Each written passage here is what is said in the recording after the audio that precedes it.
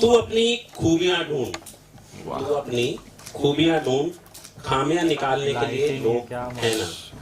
तू अपना कदम आगे रख, पीछे खींचने के लिए लोग है ना। सपना देखना है तो ऊंचा देख, नीचा दिखाने के लिए लोग है ना। तू अपने अंदर जुनून की चिंगारी जला, जलने के लिए भी लोग है ना। प्यार करना है तो खुद से कर, नफरत करने के लिए लोग है ना। तू अपनी अलग पहचान बना, भीड़ में चलने के लिए लोग है ना। तू कुछ करके दिखा दुनिया को, तालियां बजाने के लिए लोग है ना। गुड इवनिंग, नमस्कार, सत श्री अकाल, आदाब। मैं आपका दोस्त सागर जोशी आज फिर एक खूबसूरत शाम को और भी खूबसूरत बनाने के लिए आपके साथ आप यहाँ मौजूद हैं। आप सभी मीडिया जनों का बहुत बहुत धन्यवाद कि आप सब लोग हर बार की तरह इस बार भी हमें आशीर्वाद देने के लिए और आपका साथ देने के लिए यहाँ पधारे हैं।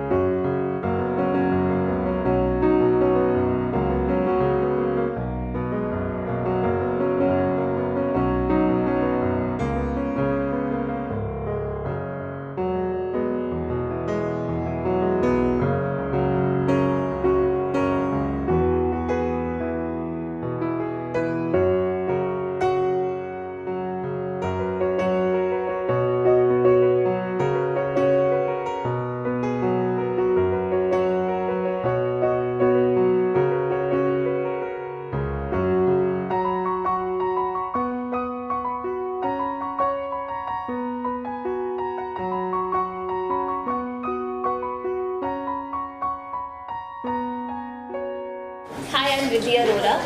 I started working when I was 8 years old. I started with National Theatre. This is when I was in Agra, and I used to do theatre plays all over the country, and I started winning national awards from IPTA and other great organizations. So looking at my interest in acting, my parents decided to move our family from Agra to Mumbai in 2010, and that's where my journey started in acting. And उसके बाद यहाँ पे आके थोड़ा सा struggle था for the first year, but उसके बाद I started getting some great shows. So my first show was Chhote Miyan chapter 3 on Colors, which is a stand up comedy reality show on Colors. उसके बाद I played the role of Mandeep in the show shake it up on Disney, and then I played the role of Pihu in the show hello Pratibha on ZTV. Did the ads of Snapdeal, UNICEF, played cameo roles in Balika Vadhu, Parvarish, Aada Full, and then finally I played the role of Sunidhi in the movie Hichki by Yash Raj Films. All the characters were vastly different from each other, and that helped me bring a lot of versatility to the table. It really helped me portray the breadth of my skill perfectly. Because, for example, Mandeep was very bubbly, fun and full of life. Pihu was very emotional, centered, and that's why I think I was able to give justice to both characters by just expressing my skill.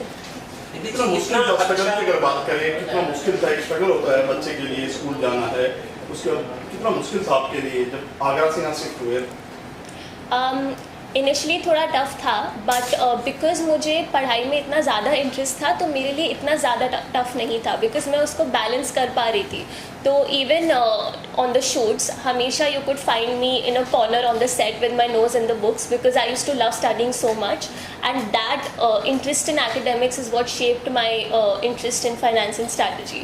So it was a little difficult in terms of timing, but because of my parents I could manage everything कि ठीक है दिन में school है, उसके बाद दोपहर से रात तक शूट है, पूरा हम साल का प्लान करके रखते थे एडवांस में कि this is how we have to prioritise our timing, so we were able to manage it. पहला कौन सा प्रोजेक्ट था और कितना मेहनतनामा मिला था आपको, वो चीज़ आपको कितना याद है आज तक? सबसे पहला प्रोजेक्ट छोटे मियाँ चैप्टर 3 था. थोड़ा इंटिमिडेटिंग था बिकॉज हम तभी आए थे मुंबई, एंड मैंने स्टेज शोज बहुत किए थे, but this was the first time I was facing a camera and that too a reality show which was a competition. And comedy is something जो मैंने पहले ट्राई नहीं की थी, बट मेरे काफ़ी गुरुज थे उस शो में जिन्होंने मुझे मेंटोर किया, मुझे अच्छी स्क्रिप्ट्स दी, एंड धीरे धीरे मैंने उस स्किल को काफ़ी पॉलिश किया. इनिशियली एलिमिनेट होके मैं वाइल्ड कार्ड एंट्री से फिर से वापस आई थी, एंड उस शो में जजेस थे Mahima Chaudhary ma'am and Sachin Pilgaonkar sir, and उन्होंने मेरी बहुत तारीफ़ की थी, मुझे बहुत एनकरेज किया था, मोटिवेट किया था, so all that made it a lot easier. दीदी आप मानते हो इस चीज़ को, जिस टाइम आपने शुरू किया था, हम ये नहीं कहते आप बहुत ज़्यादा उम्र में बड़े हैं, जिस टाइम आपने शुरू किया था इतनी अपॉर्चुनिटी नहीं थी जो आजकल है. ऑडिशन ऑनलाइन हो जाते हैं, फ़ोन पर बात हो जाती है, वीडियो भेजा जाता है, क्या कहना था, कोई ऐसा वाक़या शेयर करेंगे आप? हाँ, पहले तो सब कुछ ऑफलाइन ही था, तो हम इनिशियली जो फर्स्ट ईयर था हम काफ़ी प्रोडक्शन हाउसेस में जाते थे अपना इंट्रोडक्शन देने, and it was just an introduction because initially auditions नहीं लेते थे वो. पहले हम धीरे धीरे कनेक्शंस बिल्ड करते थे, फिर मैंने ऑडिशंस देने शुरू किए, काफ़ी नेटवर्क बनाया मुंबई में, काफ़ी कास्टिंग डायरेक्टर्स के साथ, कोऑर्डिनेटर्स के साथ, एंड धीरे धीरे I could do it. But at the end I would say कि even though it's very difficult, बहुत कंपेटिटिव है, एंड आज की एज में जैसे आपने बोला अब तो सब कुछ डिजिटल है तो और भी ज़्यादा कंपेटिटिव है. बट अगर आपके अंदर वो स्किल है, और चाहे अपॉर्चुनिटी कितनी भी बड़ी हो या कितनी भी छोटी हो, अगर आप अपना स्किल 100% दिखा रहे हैं तो आपको अपॉर्चुनिटीज़ मिलती जाएंगी आगे. दीदी आपको मुकाम कम मिला जब आप जा रहे थे, आपको लगा कि रिद्धि अरोड़ा ये वो आर्टिस्ट टीवी में आती थी या आ रही है, वो वाक़या शेयर करेंगे हमारे साथ, जो पहला ऐसा शो था जो आपको लोगों ने पहचाना और एक नाम मिला रिद्धि अरोड़ा? वो तब आया जब मैंने शेक इट अप किया था. I played the role of Mandeep in shake it up, and वो मेरा लाइफ का सबसे पॉपुलर कैरेक्टर था, and that was because Disney is very popular among the kids. तो जो एक बार आई रिमेंबर मैं मैजिका गई थी विद माई फैमिली, एंड वहाँ पे काफ़ी लोगों ने मुझे घेर लिया था बिकॉज सब लोगों ने, आधे लोगों ने शेक इट अप देखा था, आधे लोगों ने हेलो प्रतिभा देखा था. तो वो I think it was one of the first moments when I felt कि I just felt so happy that so many people know me and they're touched by what I do. ये मुंबई जो है, ये मुंबई मायानगरी है, हर कोई सपना लेके आता है, हर कोई दूसरे शहर से है यहाँ पर, और कहा जाता है मुंबई के थपेड़े इंसान को या तो भगा देते हैं या बना देते हैं. हाँ, सभी की ये कहानी है, तो इस बारे में आप क्या कहें, कभी आपका ऐसा हुआ कि वापस जाना चाहिए मुंबई से कि काम नहीं मिलेगा? आई थिंक वो जो एक करेज था, तब मैं बहुत छोटी थी, तो उस चीज़ के लिए मैं बोलूँगी कि मेरे पेरेंट्स के अंदर बहुत स्ट्रेंथ थी. काफ़ी बार ऐसा था कि हमने काफ़ी फेलियर्स देखे हैं, काफ़ी बार ऐसा भी हुआ था कि प्रोजेक्ट साइन हो चुका था एंड उसके बाद the production house backed out कि नहीं, we can't do this, like we can't do this with you any more. So ऐसे रिजेक्शंस भी हमने बहुत देखे हैं. काफ़ी बार शॉर्टलिस्ट होती थी टिल दी एंड, बट फिर भी नहीं वर्कआउट होता था. तो failures is something that is a part of being in the TV and Bollywood industry, and you will have to build the muscle to be okay with it. But I feel because of that, because of those failures, I've become so resilient and strong. So I think it is a part and parcel of things, but उससे आप बहुत strong भी बनते हैं. रिद्धि जी, एक वक्त था जब आपका काम था कैरियर से चल रहा था, उस दौरान आपने कॉर्पोरेट का काम करना शुरू किया, फिर MBA किया, क्यों कोई खास वजह थी? So while I love acting, मैं एक्टिंग में अपनी intellectual and analytical abilities use नहीं कर पा रही थी. And because I use to love studying so much, मुझे कॉलेज में फाइनेंस एंड स्ट्रैटेजी में इंटरेस्ट आया, and in NMIMS a lot of esteemed professors taught me these subjects, and after that I started landing great roles in some multinational companies which helped me establish my footing in the finance industry. So I would say I just feel happier in the corporate world because I'm able to use my entire self, from my creative abilities to my intellectual and analytical abilities. After MBA आप वापस आना चाहेंगे acting में, entertainment industry में, Bollywood industry में, और आना चाहेंगे तो क्या करना चाहेंगे? Sure, I mean if the right opportunity presents itself then मैं ज़रूर आना चाहूँगी, चाहे वो OTT हो, चाहे वो कोई बिग बैनर मूवी हो। मेरे लिए entertainment industry was my first love, so अगर कोई अच्छी अपॉर्चुनिटी आती है देन व्हाई नॉट। इंसान जब गुरु है आपका कोई, इस फील्ड में गुरु है आपका, किसी गुरु बना आपके गुरु है या किसी इंस्पायर हुआ? मेरे बहुत सारे गुरु रहे हैं शुरुआत से, मतलब डांसिंग में मैंने कथक सीखा था राशि जौहरी जी से। एक्टिंग में मेरे काफ़ी डायरेक्टर्स थे, सो शेक इट अप में ऋषि सर थे, हेलो प्रतिभा में स्माइल सर थे। उन्होंने मुझे कैरेक्टर्स के बारे में काफ़ी सीरियसली सोचना और उसको एक्सप्रेस करना सिखाया, एंड आई थिंक वो ही मेरे मेंटर्स बन गए थे एक्टिंग में। एंड फाइनेंस में मेरे मैनेजर्स, मेरे प्रोफेसर्स मेरे मेंटर्स थे, जिन्होंने मुझे सही अपॉर्चुनिटीज़ दी सही टाइम पे, which could really help me grow as a person. आपके माता पिता की भूमिका क्या है? अभी नहीं करते जब माता पिता किस तरह देखते क्या कहते हैं? मेरे पेरेंट्स मेरे सबसे बड़े सपोर्ट सिस्टम है, and without them I wouldn't be where I am today, and because of them I am even in Mumbai, because of them I got all the right opportunities, because they kept me motivated. My dad always used to look at the schedule, the shoots, the budget and all the other important details. My mom used to look at style, my well-being, focus and everything else, and all three of us always functioned as a team, and without that team none of this would have been possible. So I think I would credit everything to my parents. दिन में कल लगा ना कि लड़की को बेटा कहाँ जा रहा है, किस फील्ड जा रहा है, क्योंकि इस फील्ड पे कई बार सुना भी होता है, चीज़ होती भी है। पापा या मम्मी ने भी कहा बेटा कहाँ जा रहे हो, किस फील्ड जा रहा हो, MBA कर लो, पढ़ाई कर लो, ये कर लो, कुछ कहा से कुछ हुआ? एक्चुअली मेरे केस में हमें बाकी लोगों ने बहुत बोला था कि जब हम आगरा से मुंबई शिफ्ट हुए थे कि ये आप क्या कर रहे हो या ये कैसा डिसीजन ले रहे हो, बट हमारे अंदर वो कन्विक्शन था कि हमें पता है हम क्या कर रहे हैं और हमें अपना करियर कैसे शेप करना है, तो हम उस सबसे बाहर निकले। एंड जहाँ तक बात है मेरे पेरेंट्स की एक्टिंग को लेके, ऑनेस्टली थोड़ा इन्वर्स था। मेरे parents were like you have done so much in acting, you established your footing, why do you want to go to finance now and do an MBA. मेरा interest था MBA में जाना, तो मैंने उनको कन्विंस किया था कि मेरा इसमें इंटरेस्ट है, मुझे आगे पढ़ना है, मुझे अपने करियर को एक इंटरनेशनल फोकस देना है आगे चल के। तो इस तरीके से वो जर्नी पे बैठे। तो भारत MBA में और विदेश के MBA में क्या डिफरेंट है, क्या अंतर है? सो बाहर के MBA में focus is more on international perspective and peer group is very global, and in India the focus is more on local industry practices and theoretical knowledge.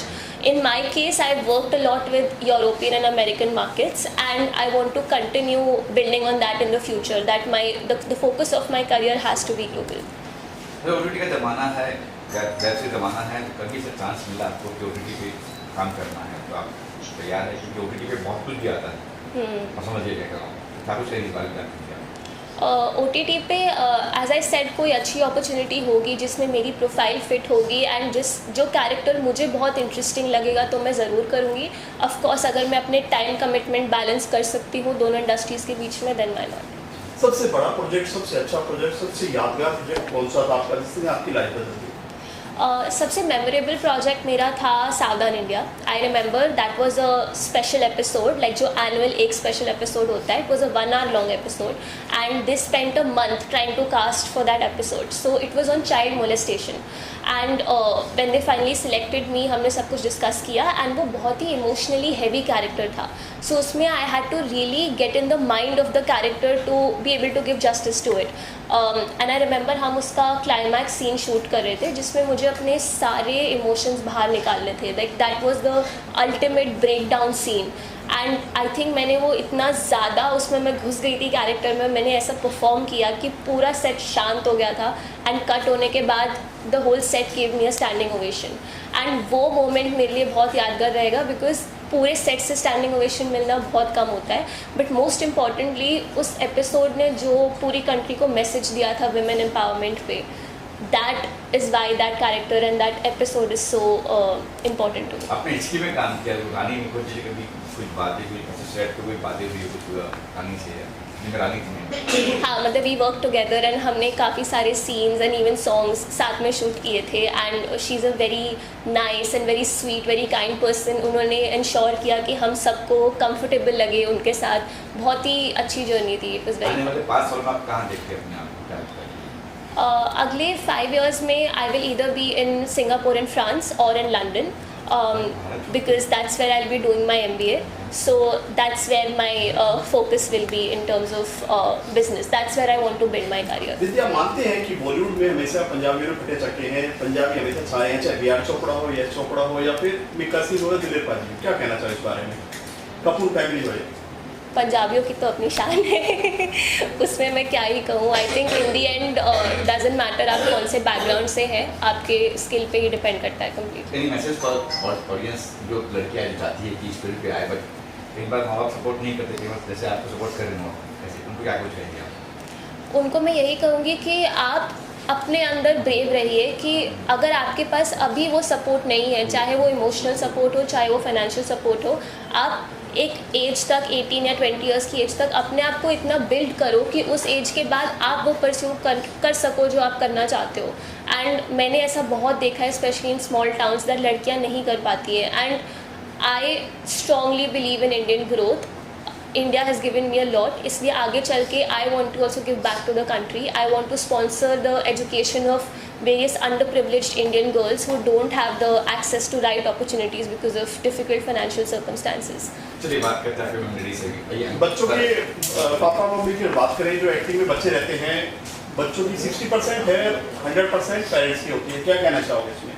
क्योंकि घर का खाना ही बनाना है, आपको छोड़ना भी, स्कूल भी छोड़ना है, सेट पर भी लेकर जाना है. हाँ, वो बैलेंस तो डिफ़िकल्ट होता है, बट मेरे पेरेंट्स ने पर्टिकुलरली मेरे डैड ने अपना बिजनेस पूरी तरीके से बैक बर्नर पे रख दिया था just to focus on me. तो इन माय केस एटलीस्ट मेरे पेरेंट्स ने अपना 100% मुझे ही दिया था growing up. Like I was their investment and their child. So it's difficult to balance, but I think अगर आप करना चाहते हैं, आपके अंदर वो डेडिकेशन है, तो आप कर लेंगे. ये जर्नी बहुत लंबी है. जब वो 4 साल की थी और आज वो 25 साल की है, तो 4 साल से 25 साल तक 21 साल की जर्नी इतनी जल्दी नहीं बोली जा सकती, बताई जा सकती. मगर इतना ज़रूर बोलूँगा कि 4 साल के बच्चे ने अपना जलवा 4 साल की उम्र में दिखाया था. एक छोटे से लॉयंस क्लब के शो में उसने, फैंसी ड्रेस शो में अपना जलवा दिखाया था. कई न्यूज़पेपर में उसकी फ्रंट न्यूज़ आई थी, फोटोग्राफ आई थी. बस उसके बाद कहानी बदलती गई, स्टेज प्रोग्राम मिलते गए. सोनू निगम के साथ शो मिला वहाँ आगरा में, वहाँ और कई सारे प्लेस मिले, थिएटर प्लेस मिले, कई सारे डांस शोज मिलते गए. मगर हमने हमेशा स्टडीज़ को पैरेलल रखा. Studies plus acting plus dance plus anchoring plus modelling, everything was side by side. 1 महीना पहले ही मैं इसका बुकिंग मतलब डेट्स देना, टाइम देना, सब मैं देखता रहता था कब क्या मैनेज हो सकता है. मगर इससे पहले पूछ लेता था, are you comfortable with study, are you comfortable with examination. ऐसे भी मैंने दिन देखे हैं कि सुबह फाइनल एग्ज़ाम हुआ,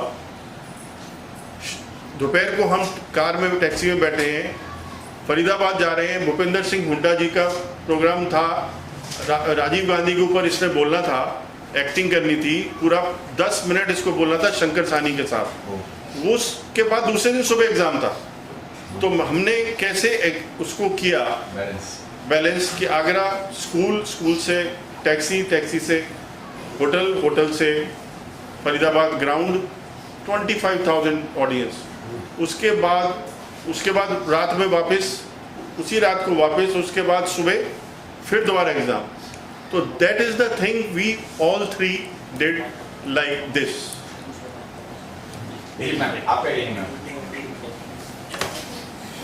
यही कहेंगे कि छोटी थी, 4 साल की थी, तो वहाँ से इसका टैलेंट पता चला. धीरे धीरे इसको एक लाइन दी गई बोलने के लिए. कोई इससे कहा, बेटा तू स्टेज पे ये बोल लोगे? हाँ बोल लूँगी. इसने वो लाइन एक बोली. वहाँ से लगा कि ये बहुत कॉन्फिडेंट है ये. तो वहाँ धीरे धीरे इसको आगे फिर स्टेज पे इसने स्पीच बोलना शुरू किया. पहले 4 लाइन का दिया, फिर इसको 1 पेज दिया. ऐसे करते थे बहुत स्पीच बोलते बोलते. फिर आगे इसने वो शोज़ वो किए, ये वाले नेशनल अवार्ड्स लिए, उसमें प्ले किए. तो प्ले में इसने बहुत नेशनल अवार्ड्स लिए. तो वहाँ धीरे धीरे फिर ये हम इधर मुंबई आ गए. इसका वहाँ पर मुंबई से ही एक कॉल आया था कि इसको छोटे मियाँ में सेलेक्ट किया जा रहा है. तो वहीं ऑडिशन हुआ था इसका ऑनलाइन, तो फिर हम लोग मुंबई आ गए वहाँ से इसको लेके, तो बस वहाँ से इसकी शुरुआत हो ये गई। तो बात होगी फिल्म कैरियर आप किस फील्ड से हैं? वहीं से धीरे धीरे टीवी शोज किए इसने, फिर इसको फिल्म मिली। I was doing business in Agra, 2-3 business were there. मैं पढ़ाता भी था, साथ में मेरा ट्रांसपोर्टेशन बिजनेस भी था और कुरियर बिजनेस भी था। उसको मैंने वाइंड अप करना शुरू किया जब इसने कह दिया अब मुझे मुंबई जाना है। हालांकि मुझे 3 साल लग गए मुंबई, आगरा से मुंबई सेटल होने में, आने में, अपना बिजनेस बंद करने में, अपनी शॉप बेचने में, अपना घर बेचने में। वहाँ से यहाँ की जर्नी वो मेरे लिए बड़ी डिफ़िकल्ट थी, मगर इसके स्ट्रेंथ, इसकी मेहनत प्लस इसका एक्टिंग कैरियर प्लस मैंने इसको कभी रोका नहीं। जो करना चाहते हो करो, एक्टिंग करनी है एक्टिंग करो, MBA के लिए जाना है MBA के लिए करो। कहती है मुझे 6 कॉलेजेस में एडमिशन करना है, मतलब एग्ज़ाम देना है, एप्लीकेशन देनी है। मैंने कहा गो अहेड। बहुत महंगा था, अभी भी आगे जा रही है, बहुत महंगा वो है MBA। Still I am after her. उस एक्टिंग मैं इसको स्टार बनाने लाया था, स्टार तो बनी, मगर इसको और आगे स्टार बनाना था। मगर उससे पहले इसने कहा कि I am going for MBA, acting तो मैं पूरी ज़िंदगी कर सकती हूँ। आगरा से यहाँ बंद करके यहाँ पर आ गए आप बच्चे के लिए। अब यहाँ से क्या रसिया जाओगे? रूस रसिया जारी रखोगे? रशिया नहीं, फ्रांस एंड रूस फ्रांस जारी सिंगापुर। रखेंगे। सी मैं आपको बता अगला step क्या दूँ होगा? अगला स्टेप क्या होगा, मैं अभी आपको प्रेस के सामने बोल देता हूँ। अगला स्टेप ये होगा कि ये पढ़ने जाएगी, MBA करेगी, वर्ल्ड के कहीं भी जाके वो जॉब करेगी 4-5 साल। उसके बाद फिर इंडिया आएगी और फिर इसी एक्टिंग प्रोफेशन में और आगे जाएगी, और हम अपना एक प्रोडक्शन हाउस बनाएंगे जिसके अंदर ये एक्ट करेगी और मैं डायरेक्टर होऊंगा, प्रोड्यूसर होऊंगा। ये मेरा अगला प्रोजेक्ट है, अगले 5 साल का, 10 साल का, 8 साल का। मतलब अनाउंसमेंट कह सकते हैं आज आप? नहीं बाकी देखते हैं। बाकी देखते हैं। कुछ पता नहीं है। लेकिन सर जब कैरियर से चल रहा है, एक्टिंग करे फिर वहाँ जाके MBA करना, आपने पसंद है कि कहाँ बैठी कहाँ खर्चा कर बढ़ा रहे हो? Nobody nose. हमारे गुरुजी, हमारे भगवान, हमारे साईं महाराज ने क्या हमारे लिए सोच रखा है अभी हम डिसाइड नहीं कर सकते। हाँ, हम इसके भविष्य के लिए हमेशा खड़े रहेंगे इसके साथ। अब पता नहीं होता कि हमारे एडिटर को कॉम्पिटेट क्या किए हैं। Okay. Myself Ayat Sheikh. I'm into acting. I do anchoring also. Cricket में commentary भी मैं करती हूँ and I do modeling as well. So yeah, this is my profile. Riddhi के लिए क्या कुछ कहना चाहिए? आपने वीडियो देखी, आपने अभी सुना भी, आपने क्या कुछ रिद्धि के बारे में? So I am here to wish her all the very best for her MBA career and जैसे एक्टिंग का तो हमने उनकी जर्नी देखी है, बहुत ही गज़ब की और बहुत ही मज़ेदार जर्नी रही है रिद्धि की। And I really want to appreciate the hard work of her parents, क्योंकि पेरेंट्स के सपोर्ट के बिना इतना आगे आना that is not possible at all. And being a girl I can understand कि लड़कियों के लिए कितना मुश्किल होता है कि अगर फैमिली का सपोर्ट नहीं है और फिर आप इंडस्ट्री में काम कर रहे हो, it is very difficult. So hats off to her parents कि इतना सपोर्ट किया और लड़की को इतना आगे लेके आया। एंड या wishing her all the very best for her MBA career also and for acting career also. यही सवाल आपको अपने पेरेंट्स कितने सपोर्ट कर रहे हैं एक्टिंग करने के लिए? I am in to industry already from last 6 years and मेरे पेरेंट्स के सपोर्ट से ही मैं यहाँ तक आई हूँ। So yeah I can understand that I am grateful for having such a supportive parents. तो बीइंग ए शेख कई बार बहुत पेरेंट्स मतलब कहाँ जा रहे हो बेटा कि हम गोरखे वाले लोग हैं, कहाँ ये सब चीज़ है, तो कभी हुआ है? नहीं, पेरेंट्स की तरफ से नहीं हुआ है। हाँ, रिलेटिव्स की तरफ से ज़रूर हुआ है, लेकिन पेरेंट्स की तरफ से नहीं हुआ। Parents were very supportive and my mother used to manage me very earlier at the beginning of my career, तो फिर इतनी प्रॉब्लम नहीं हुई कभी। इन दोनों क्या कुछ हो रहा है? मतलब रिलेटिव का सुनते हैं आप? पहले, अब नहीं, अच्छा, इधर कुछ हो रहा है क्या? पहले इनिशियल डेज में जी मेरे इवेंट्स चलते रहते हैं, cricket and all, so that is going every day. Okay, thank you. मुझे बहुत अच्छा लगा जब मैंने देखा कि रिद्धि जी ने जो काम किया है बचपन में, उससे ज़्यादा मुझे अच्छा ये लगा कि जो स्ट्रगल उनके फादर ने किया। क्योंकि बच्चे कभी कभी ये बोल देते हैं ना कि आपने हमारे लिए किया ही क्या है। तो आज जब ये मैंने देखा तो मैं कह सकता हूँ लोगों से कि मैंने खुद एक पिता को अपने बच्चे के लिए स्ट्रगल करते हुए देखा है, और उसके बाद जब वो कामयाबी चढ़ते हैं और बच्चे, पिता हर पिता खुश होता है, लेकिन उस बच्ची को पता ही नहीं है कि वो क्या कर रही है। उनके फादर को पता था कि मैं अपनी बच्ची को क्या करवा रहा हूँ। तो यहाँ तक मुझे बहुत अच्छा लगा। क्या बोलना है? आप कोई सवाल करेंगे तो बिल्कुल। तो आपकी आ रही है, आपने अभी कुछ किया, मैं सुना है प्यार में कुर्बान, बताएंगे उस बारे में। हाँ, अभी मेरी 3 जनवरी को एक फ़िल्म रिलीज हुई जिसका नाम है प्यार में कुर्बान, जिसके डायरेक्टर थे जुबेर के खान, और बहुत बढ़िया फिल्म है। थिएटर में अच्छा रिस्पांस मिला हमारी टीम को, सबने मेहनत की थी, बहुत बढ़िया। और एक रिसेंटली मेरी एक फ़िल्म और अभी शूट पे चल रही है, उसका नाम है अनवांटेड गिफ्ट, और वो भी मैं सेम डायरेक्टर जुबेर के खान, और उस फिल्म में मैं को प्रोड्यूसर भी हूँ। क्या बात है, क्या किरदार है उस फिल्म में जो आप कह रहे हैं? अभी जो फिल्म चल रही है थिएटर में, अभी भी चल रही है, दूसरा सप्ताह शुरू हो गया। जो आ रही है क्या कहना? हाँ, अनवांटेड गिफ्ट में मैं बहुत बढ़िया कैरेक्टर है, एक स्टोरी है बहुत बढ़िया। मैं हीरो का दोस्त बना हुआ हूँ, और सस्पेंस बहुत बड़ा है जो मैं अभी क्लियर नहीं करूँगा, क्योंकि थोड़ा सा कैरेक्टर बताते ही वो सस्पेंस खुल जाएगा। दोबारा कैसा बॉन्डिंग कैसे रही आप भी एक्टर हो, प्रोड्यूसर? जुबेर जी के साथ इतनी अच्छी बॉन्डिंग है मेरी कि उनके साथ मेरी ये तीसरी फिल्म है। पहले मैं उनके साथ प्यार में कुर्बान जो रिलीज हो चुकी है, उसके बाद एक फिल्म और है उनकी वैम्पायर सागा, वो फिल्म कंप्लीट हो चुकी है, पोस्ट प्रोडक्शन चल रहा है, और ये फिल्म शूट पे चल रहा है। अभी खरमास चल रहा है, इसलिए शूटिंग सभी ने बंद कर रखी है, जैसी शुरू होगी 20% बचा हुआ है। बहुत बढ़िया फिल्म है। वैम्पायर में भी आपका कुछ? हाँ, वैम्पायर में भी मैं एक्ट कर रहा हूँ साथ में उनके, और जो ये अभी जो फिल्म है अनवांटेड गिफ्ट, उस फिल्म में मैं एक्टिंग के साथ साथ को प्रोड्यूसर भी हूँ। तो क्या प्लान कब तक, जब आपने कहा सिर्फ 20 फिल्म बाकी है, सिंगर क्या प्लान, कुछ प्लान की को प्रोड्यूसर भी आपको, तो प्लानिंग कब, शूटिंग कब खत्म होगा, कब रिलीज होगी फिल्म? 18 जनवरी से हमारा सेकंड शेड्यूल है, जो 2 ही शेड्यूल में हम ख़त्म कर रहे हैं, एक शेड्यूल हो चुका है।